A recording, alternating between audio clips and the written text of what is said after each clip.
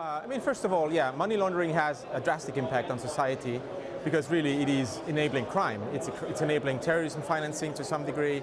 It's enabling, drugs, it's trafficking. All these things are essentially, very tightly connected with money laundering specifically, and as such, it's got an impact on society as a whole.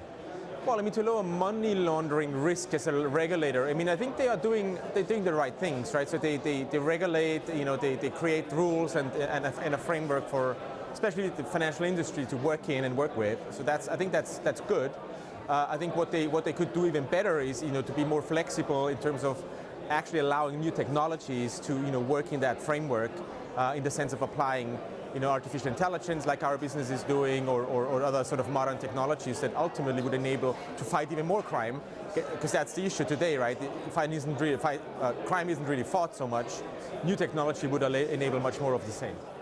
There's always more you can do. Absolutely. I think there's too stringent in some ways because they are, I think of the past to some degree, right? So the regulations would be, reflecting, possibilities also from a technology standpoint that is, more like decades ago.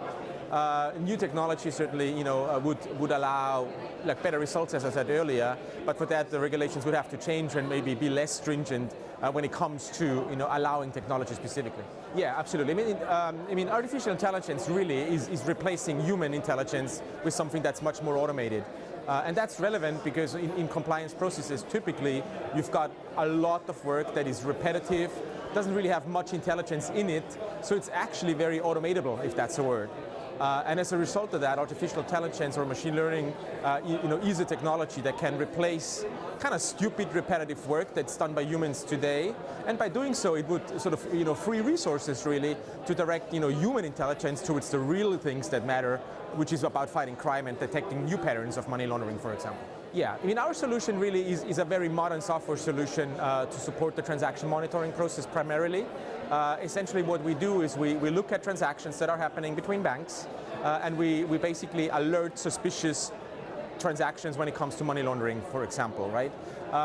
What we do differently is we try to avoid the so-called false positives as much as possible, so we're not alerting things that actually don't even need to be looked at, and as a result we save money for the bank because they don't need to spend as much time and resources on sort of worthless type of analysis. So that's our primary sort of focus. We've got a case manager that is very, very modern and very tailored to that specific application here. So we do listen very closely, so to say, to bank stuff interacts with our system, and we derive insight from that, again, to first sort of reduce the false positives that I already talked about, and second, also then we derive more insight even to get to better crime detection rates and things like that. So those are the two things that we are doing. I mean, there's a few things, right? I mean, for us, it's of course, there's an element of business development here for us. So we talk to potential customers, but I think there's a higher level even in terms of bringing the industry forward. There's a lot of questions still that people ask themselves, be it the regulators, be it the banks, be it vendors like ours. Like we are, and as a result of that, I think there's interaction that's required to really get to a better understanding of what new technology can be doing, what new vendors could actually be doing for some of the industry participants in terms of getting more efficient and more effective after all.